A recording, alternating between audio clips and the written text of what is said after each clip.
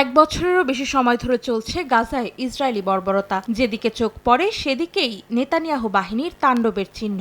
কংক্রিটের ধ্বংসস্তূপে পরিণত হয়েছে উপত্যকাটি। ইসরায়েলি হামলায় প্রতিদিনই প্রাণ হারাচ্ছেন নিরীহ ফিলিস্তিনিরা। এরই মধ্যে গাজার খান ইউনিস থেকে ফিলিস্তিনিদের জোর করে সরিয়ে নেওয়ার নির্দেশ দিয়েছে নেতানিয়াহু বাহিনী।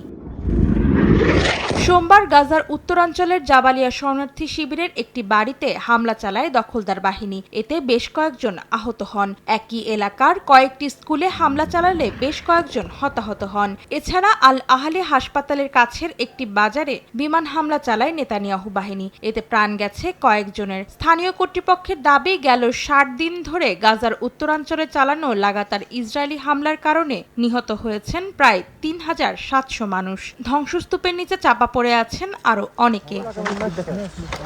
এদিকে ইসরায়েলের দক্ষিণাঞ্চলে পাল্টা হামলার দাবি করেছে সশস্ত্র গোষ্ঠী হামাস। দেশটির বেশ কয়েকটি স্থানকে লক্ষ্যবস্তু করে রকেট হামলা চালায় তারা। তবে সেসব আক্রমণ প্রতিহতের দাবি করেছে ইসরায়েলের বিমান প্রতিরক্ষা বাহিনী।